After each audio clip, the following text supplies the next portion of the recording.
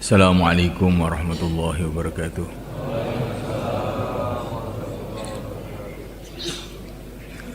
Innal hamdalillah nasta'inuhu wa nastaghfiruhu wa nu'minu bihi wa natawakkalu alayhi wa na'udzu bihi min shururi anfusina min sayyiati a'malina man yahdihillahu fala mudilla lahu wa man yudlil fala hadiya lahu. أشهد أن لا إله إلا الله وحده لا شريك له وأشهد أن سيدنا ومولانا وحبيبنا محمدا عبده ورسوله اللهم صل وسلم وبارك عليه وعلى آله وأصحابه والتابعين لهم إلى يوم القيامة أما بعد فقد قال تعالى في كتابه الكريم إن الذين قالوا ربنا الله ثم استقاموا تتنزل عليهم الملائكة ألا تخافوا ولا تحزنوا وأبشروا بالجنة التي كنتم توعدون نحن أولياؤكم في الحياة الدنيا وفي الآخرة ولكم فيها ما تشتهي أنفسكم ولكم فيها ما تدعون نزلا من غفور رحيم ومن أحسن قولا ممن دعا إلى الله وعمل صالحا وقال إنني من المسلمين. Hadirin dimuliakan Allah SWT, setiap kita salat kita diperintah oleh Allah melalui yang mulia Nabi Agung Muhammad SAW supaya kita ini berdoa, ihdinas siratal mustaqim siratal ladzina an'amta 'alaihim. Ya Allah, tunjukilah kami jalan yang lurus, jalannya orang-orang yang telah Engkau beri nikmat. Bangsa mana saja, keadaannya bagaimana saja, laki-laki, perempuan, tua, muda, kaya, miskin, semua waktu sholat berdoa kepada Allah agar Allah memimpin kita, menuntun kita, sehingga kehidupan kita ini mengikuti jalan kehidupan orang-orang yang dikasih nikmat oleh Allah. Siapakah mereka? Telah disebutkan dalam ayat yang lain. Maksudnya adalah minan nabiyyin was-siddiqin wasyuhada was-salihin. Orang-orang yang dikasih nikmat oleh Allah, yang kita diperintah oleh Allah untuk berdoa, bercita-cita supaya hidup mengikuti jalan mereka, itu adalah para nabi pertama ini. Kita semua ini harus bercita-cita bagaimana hidup kita mengikuti kehidupan para nabi. Baik kita ini kaya, miskin, ustadz, santri, petani, insinyur, siapa saja. Mohon kepada Allah supaya kehidupan kita ini mengikuti jejak kehidupan para nabi. Siapa yang ikut jejak kehidupan mereka, mengikuti kehidupan mereka, selamat, dapat ridha Allah. Yang tidak, dia akan celaka, mendapatkan murka Allah. Jadi kita di dunia ini bukan bebas sak maunya kita. Saya mau hidup model begini, saya mau hidup model begitu. Tidak bisa. Kamu ini hamba Allah, kamu ini ciptaan Allah, tinggal di bumi Allah, di bawah langit Allah, dalam waktu-waktu yang telah ditentukan oleh Allah. Sudah waktunya kamu akan dipanggil oleh Allah. Kalau kamu tidak mengikuti arahan Allah, kamu akan celaka. Anak-anak kecil di TK itu ditanya oleh gurunya, apa cita-cita kamu? Ada yang mengatakan, cita-cita saya ingin jadi raja, ingin jadi orang kaya, ingin jadi tentara, ingin jadi macam-macam. Anak-anak kecil ditanya sama gurunya begitu itu. Itu sebetulnya pertanyaan-pertanyaan yang bisa menipu. Tidak. Semua kita kecil, besar, tua, muda, cita-citanya harus satu. Bagaimana hidup kita itu mengikuti kehidupan para nabi. Minan nabiyyin, mengikuti kehidupan para nabi. Wasiddiqin, kehidupan para siddiqin. Kehidupan orang-orang yang mantap imannya. Contohnya adalah Sayyidina Abu Bakar Siddiq radhiyallahu ta'ala anhu. Wa syuhada, ini yang ketiga, mengikuti kehidupannya orang-orang syuhada. Wassalihin, dan mengikuti kehidupan orang-orang soleh. Empat ini contoh kehidupan yang diridhoi oleh Allah, yang harus kita cita-citakan. Bagaimana kehidupan kita mengikuti kehidupan empat golongan ini. Minan nabiyyin, yaitu para nabi. Para nabi itu keadaannya macam-macam secara zahir. Ada nabi itu petani, seperti kakek kita Nabiullah Adam alaihissalam. Ini petani pertama di dunia. Beliau bertani padahal sebelumnya belum ada orang bertani. Belajarnya dari mana?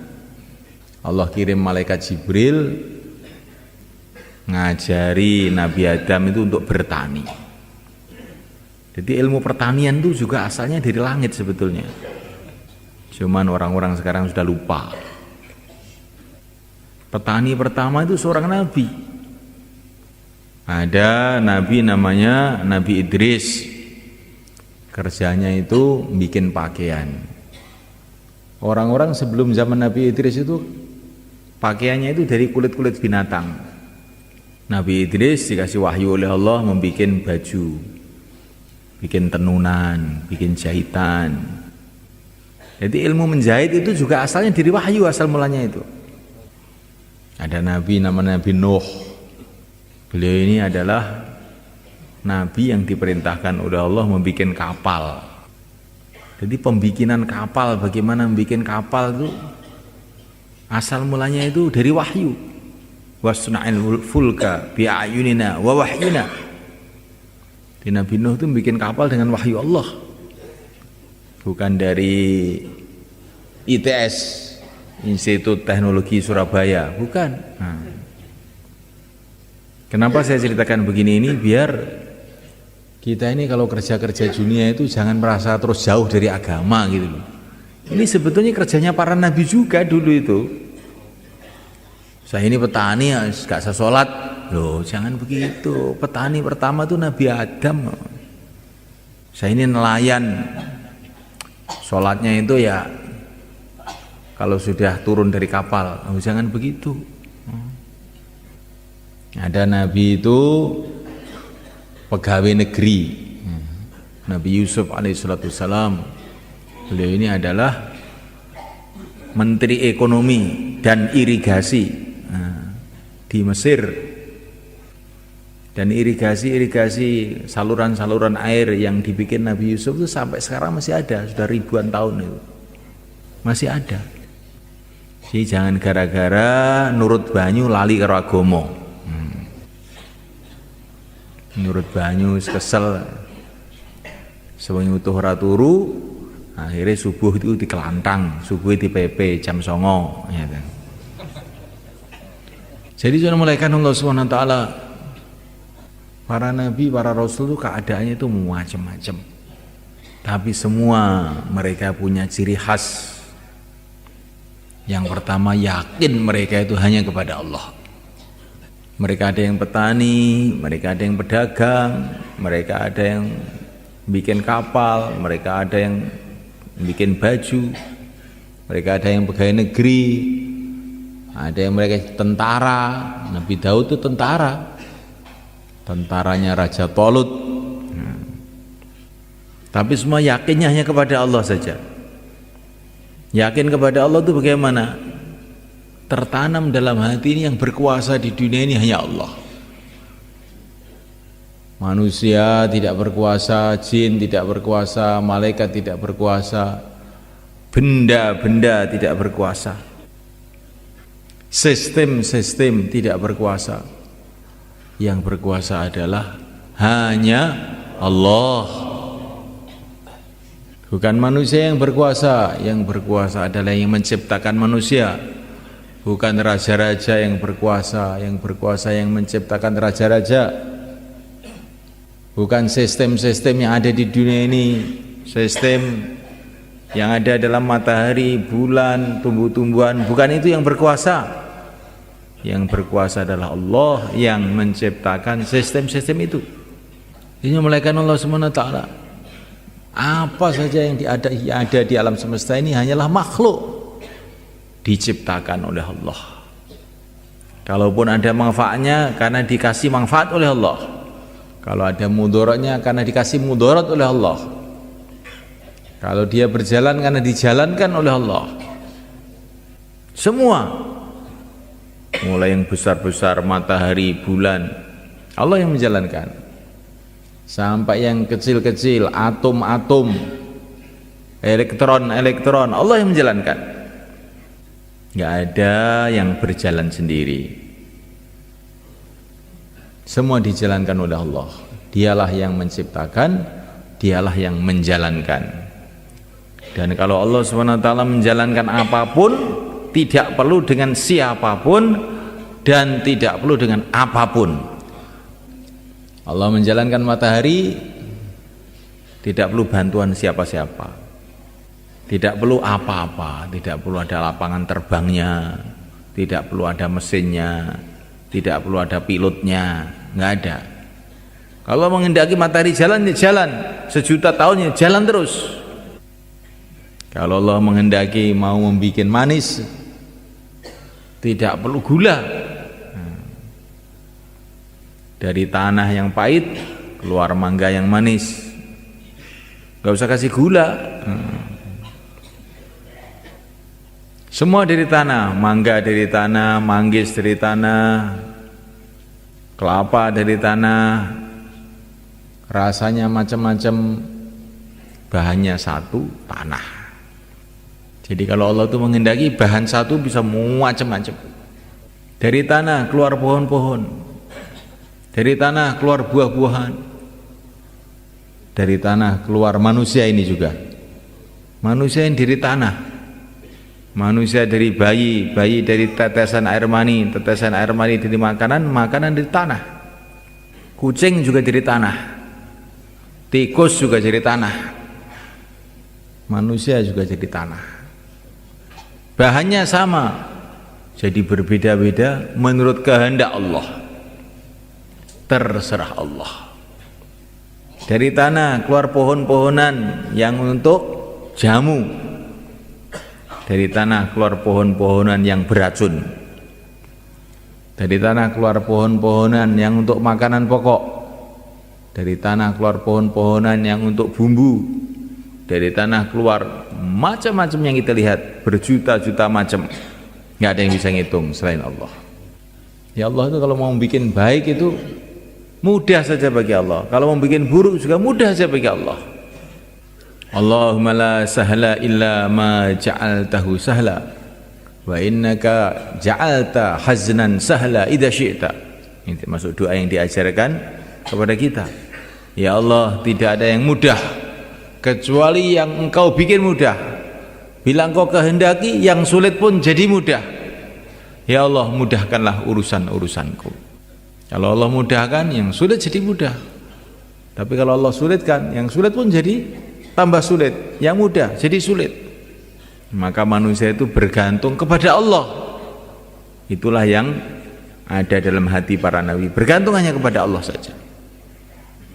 Jangan bergantung kepada benda-benda. Benda-benda itu terserah Allah, bisa bahaya, bisa manfaat. Harta bisa manfaat, dengan harta kita bisa bahagia, bisa ini, bisa begitu, bisa tentram. Tapi bila Allah menghendaki, bisa saja dengan harta kita jadi susah. Hartanya banyak tapi susah terus. Dengan mobil bisa jadi baik, bisa sampai ke Surabaya, ke Madiun, bisa pula jadi sebaliknya. Dengan mobil masuk jurang, masuk kalen. Nah, jangan yakin dengan mobil, Pokoknya saya punya mobil beres. Oh, belum tentu. Banyak orang yang punya mobil celaka sebab mobilnya. Istri, jangan kita yakin dengan istri, yakin kepada Allah. Ada orang kawin kemudian dia gembira, ada pula sebaliknya jadi susah sebab perkawinannya. Anak juga begitu. Bisa saja anak itu menjadi menggembirakan kita, bisa anak menyusahkan kita. Maka kita diajari dalam Quran, jangan hanya minta anak, jangan hanya minta istri. Rabbana hablana min azwajina wa dzurriyyatina qurrata a'yun waj'alna lil muttaqina imama. Ya Allah, jadikanlah istri anakku menggembirakan aku. Karena Engkau berkuasa ya Allah, menjadikan istri menggembirakan, menjadikan istri menyusahkan. Anak juga begitu, teman juga begitu, kerajaan juga begitu. Enggak ada yang pasti baik itu di dunia itu, enggak ada. Benda loh ini, benda yang pasti baik itu enggak ada. Ada orang minum obat jadi sehat, ada orang minum obat tambah parah,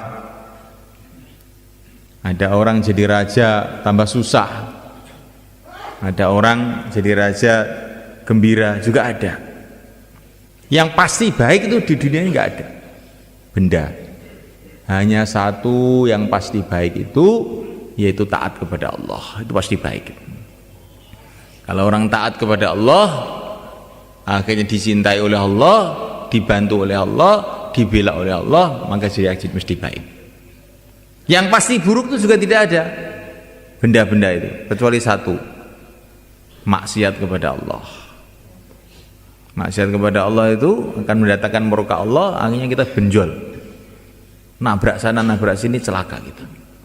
Itulah keyakinan yang dibawa para nabi itu. Pokoknya kok maksiat itu mesti bahaya kalau nggak tobat itu. Kalau taat mesti untung kalau ikhlas. Tetapi setan itu menipu kita.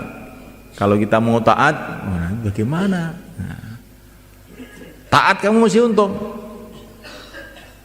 Tapi setan datang. Kalau mau maksiat, maksiat itu enak, nanti kamu akan bahagia dengan maksiat itu.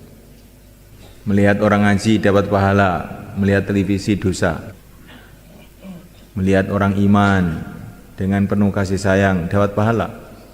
Laki-laki sama laki-laki loh, laki-laki melihat perempuan bukan mahram dosa.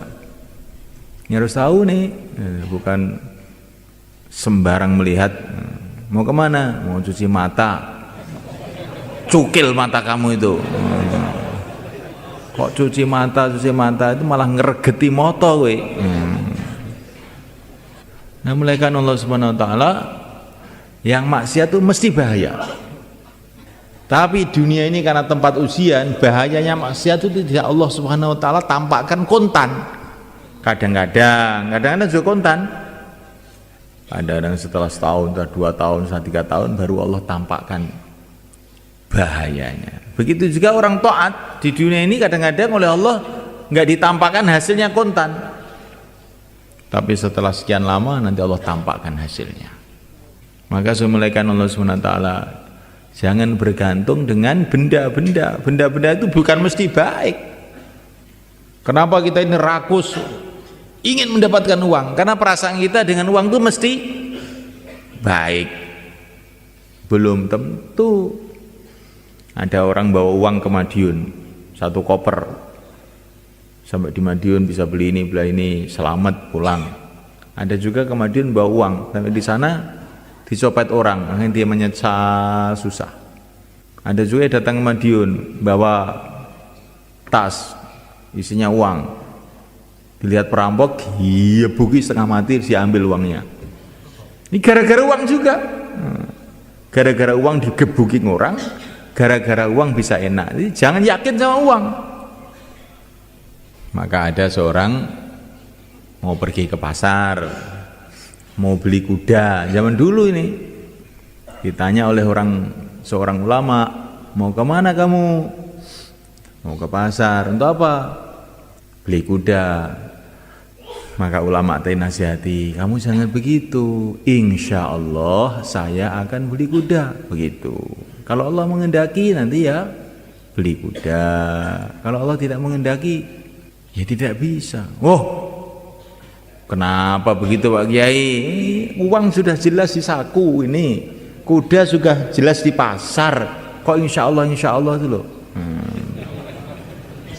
Maka akhirnya dia pergi ke pasar.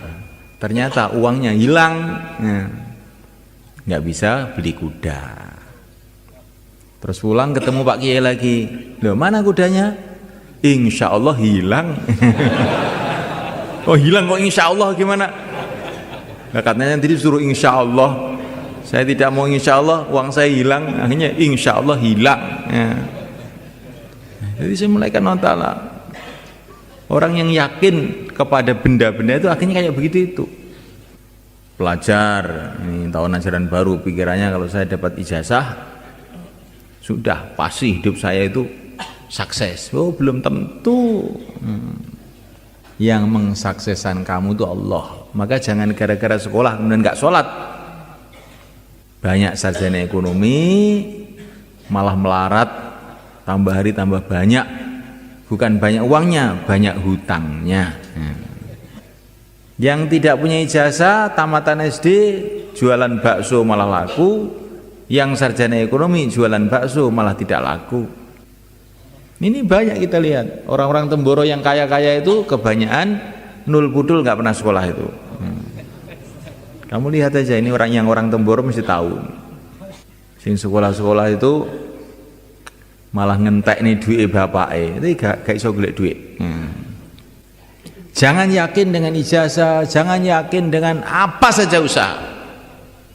Yakinlah kepada Allah.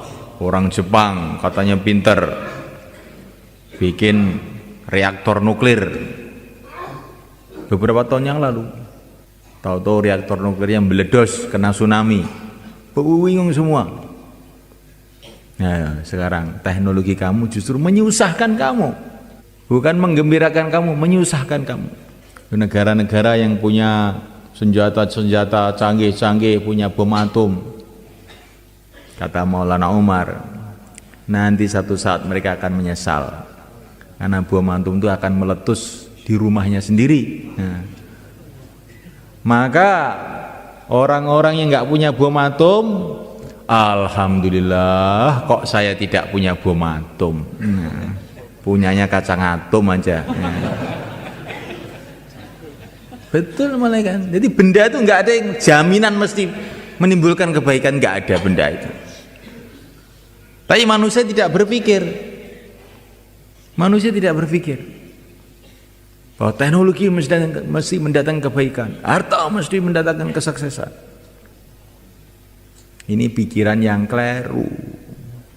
Para nabi, para rasul mengajarkan kepada kita, yang pasti baik itu taat kepada Allah, yang pasti buruk itu maksiat kepada Allah. Yang lain-lain itu terserah Allah, bisa baik bisa buruk. Maka yang penting hidup manusia itu taat sama Allah, itu aja yang dipikirkan. Bagaimana saya taat kepada Allah?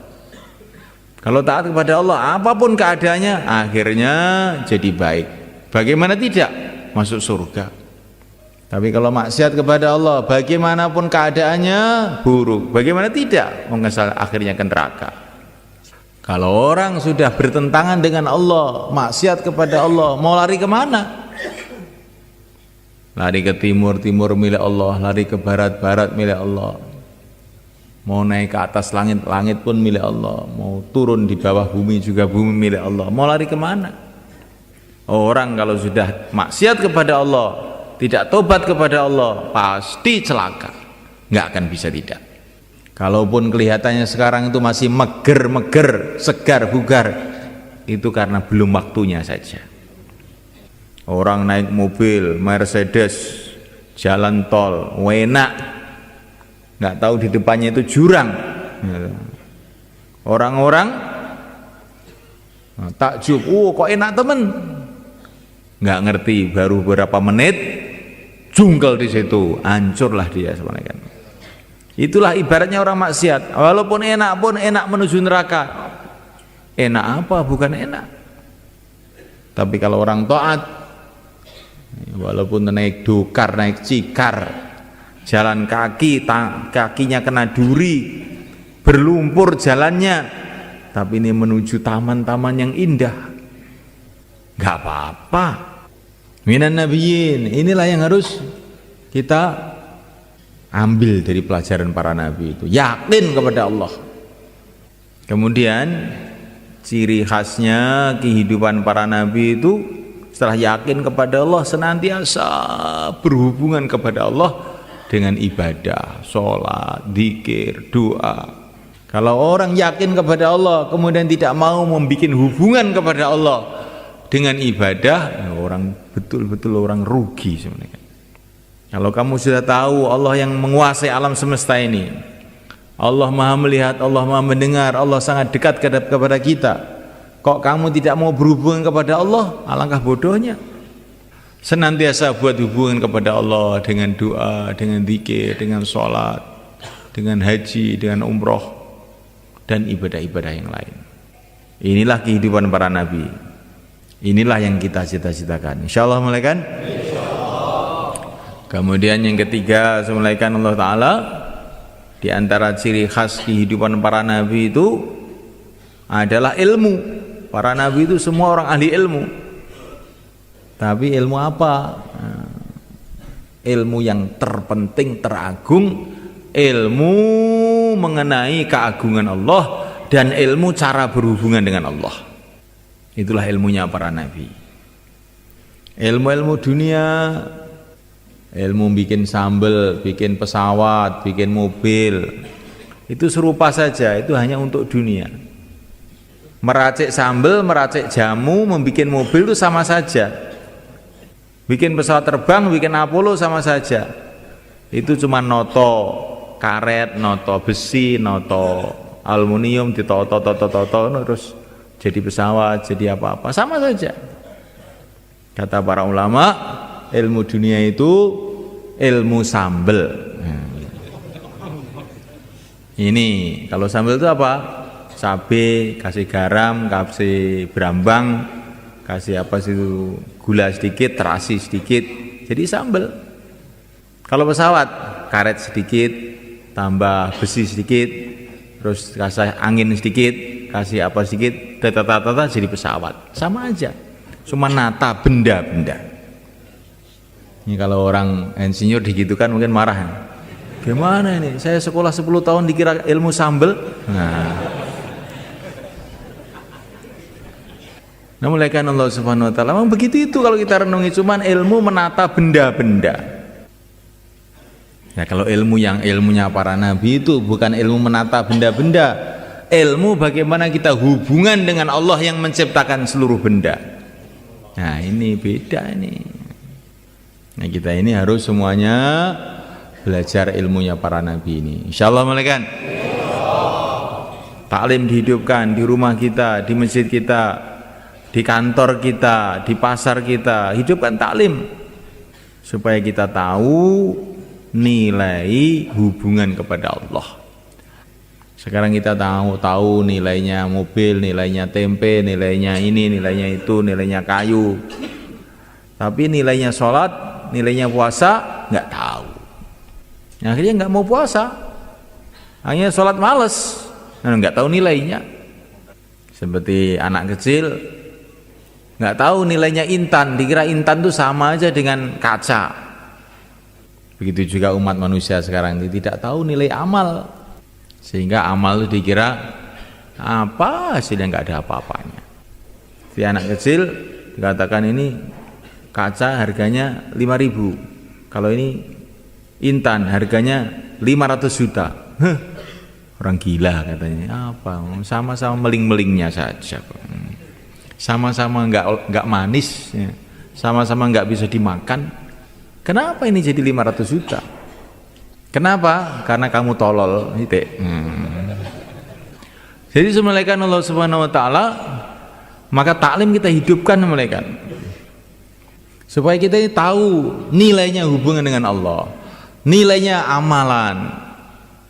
Kita Ramadan, sebentar lagi akan Ramadan. Ada orang tuh Ramadan karena ikut-ikutan, ada Ramadan karena tahu nilainya Ramadan. Kalau Ramadan ikut-ikutan itu gimana? Malam pertama masjidnya penuh sampai belakang.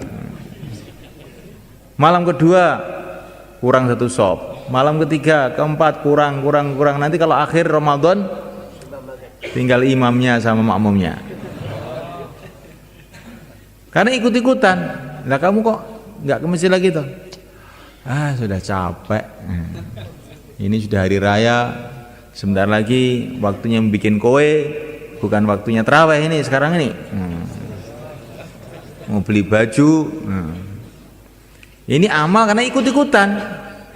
Tapi kalau amal karena tahu nilainya amal, maka awal Ramadan sungguh-sungguh, malam kedua tambah sungguh-sungguh, akhir Ramadan ini barokahnya tambah banyak, tambah sungguh-sungguh. Masih muda sungguh-sungguh, tambah tua sudah mengkis mengi, amalannya tambah sungguh-sungguh. Mumpung masih bisa amal ini. Bukan suruh amal, aku wis tuwek ngamali bagiane cah nom-nom. Aku tak nang omah karo ngelinting bako iki wae. Lho, iki amal krana elu-elu dadi ngono kuwi. Jadi kalau amal tahu nilainya amal, tambah tua tambah gentileng. Tambah tua tambah sungguh-sungguh. Tambah capek tambah gembira. Nabi mengatakan tambah capek pahala tambah banyak. Innama ajruki ala qadari nasabiki, kata Nabi kepada Sayyidah Aisyah radhiyallahu taala anha, pahala kamu menurut capek-capek kamu. Kenapa kamu ngantuk? Karena capek, Pak. Oh, kamu dengarkan bayan karena ikut-ikutan. Kalau dengar bayan karena tahu nilainya amal, tambah capek tambah melek. Kalau capek ngantuk itu amal ikut-ikutan. Ini pentingnya ilmu sama mereka.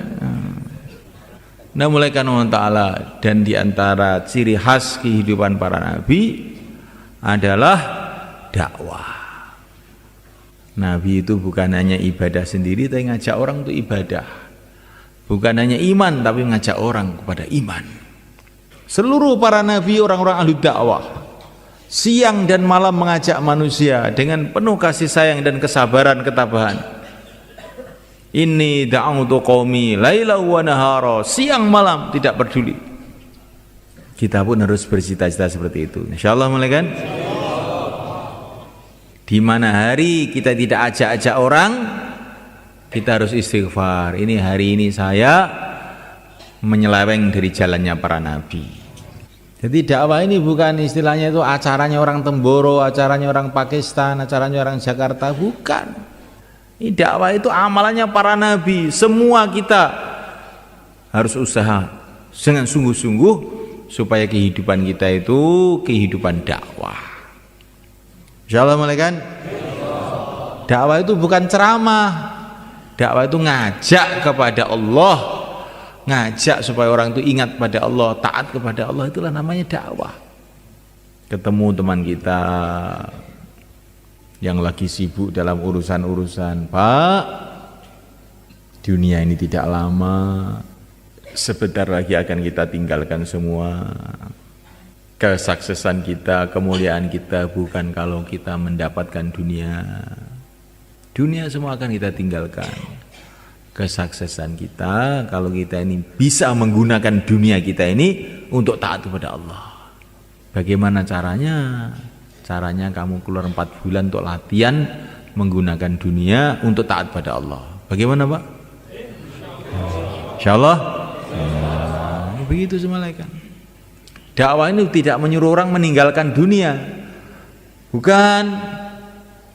Nanti sebentar lagi meninggalkan sendiri, ya. Meninggal dunia semua. Dakwah ini tidak menyuruh kamu meninggalkan dunia, suruh ngatur dunia kamu itu sesuai dengan agama. Gunakan dunia kamu untuk taat kepada Allah. Makanya taat kepada Allah, dagangnya taat kepada Allah, maka akan diberkahi dagangnya. Jangan dagang dengan riba. Katanya sekarang kalau riba itu istilahnya apa? Bunga.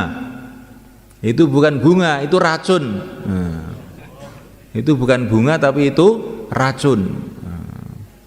Tapi setan tuh memberi nama yang indah. Ini bunganya sekian. Ini bukan bunga, racunnya sekian, begitu. Saya mau nitip uang saya di bank ini, racunnya berapa, Pak?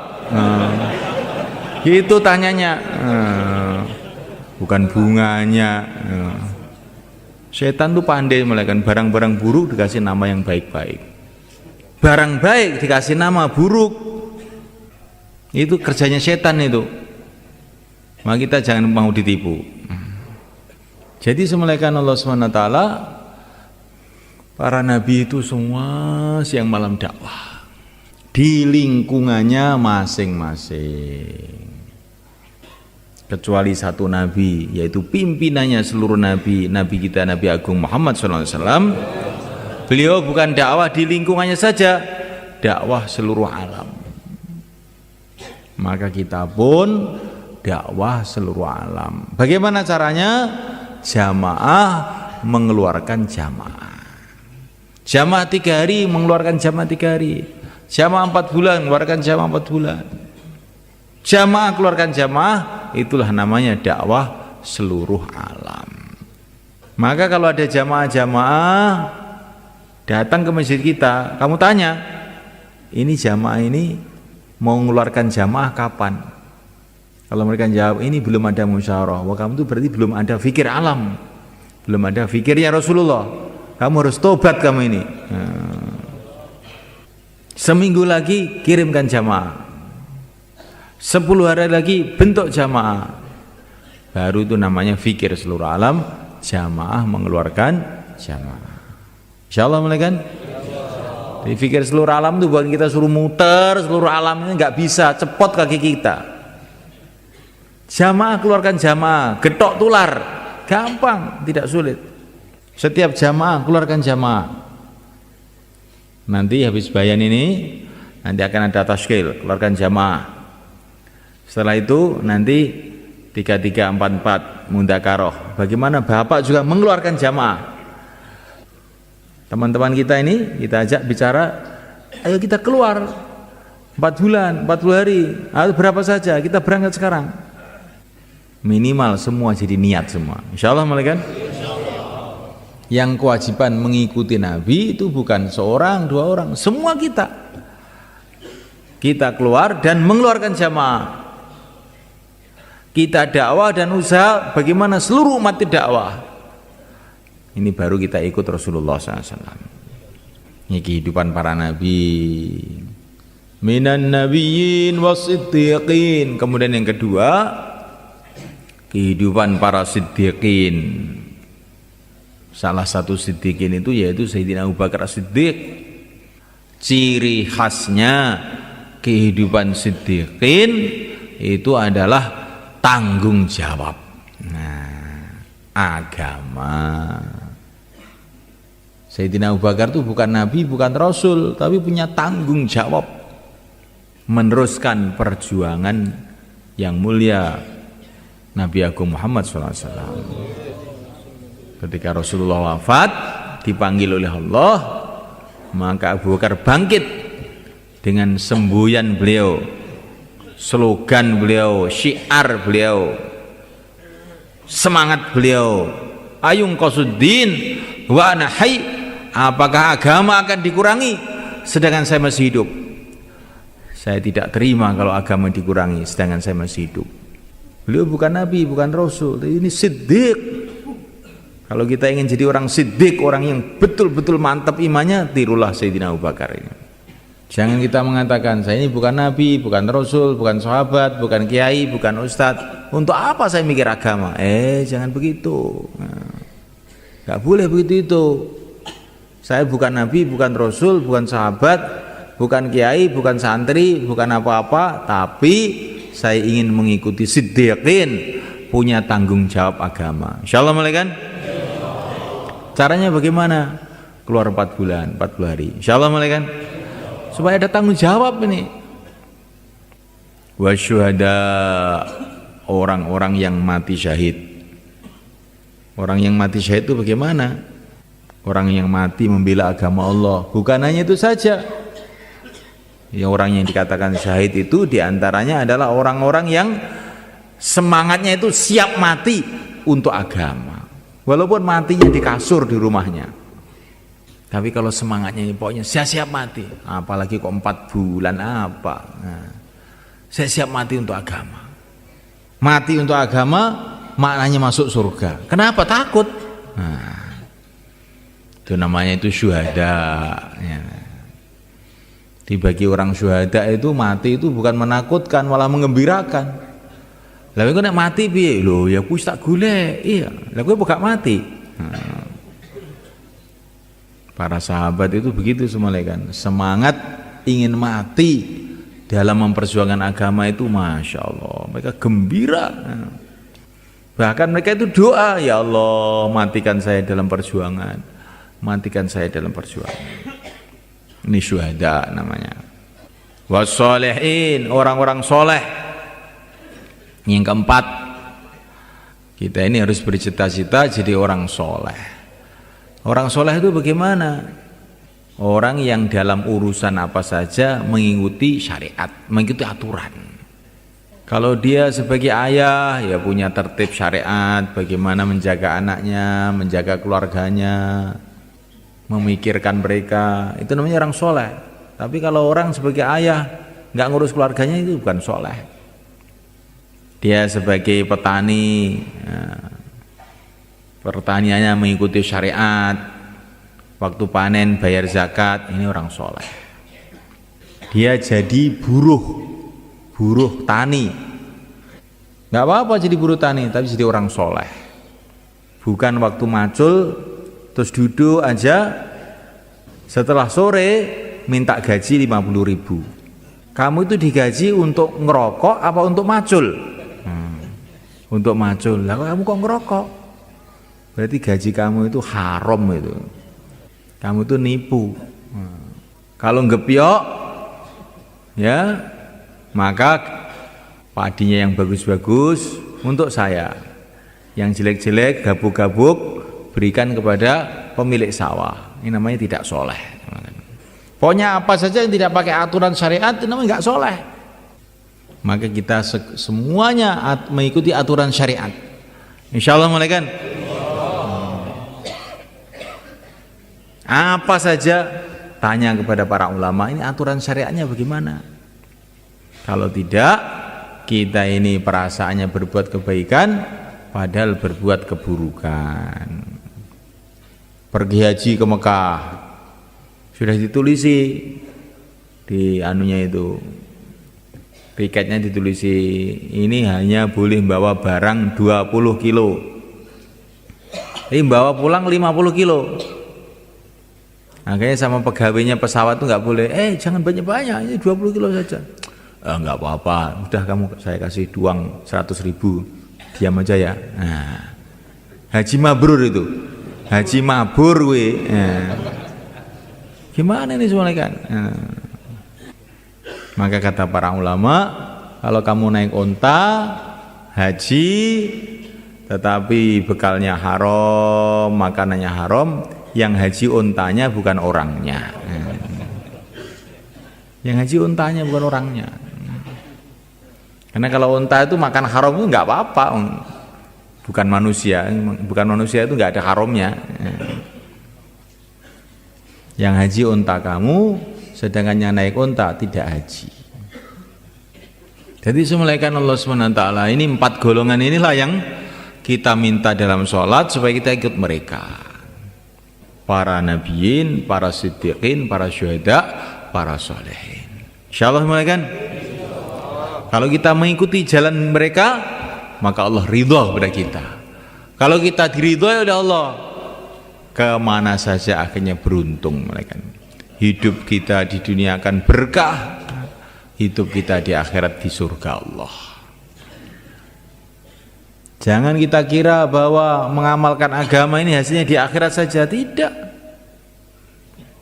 Di dunia ini pun kalau kita amal agama dengan benar, Allah akan datangkan kebaikan-kebaikan, barokah-barokah, ketentraman, ketenangan, kerukunan.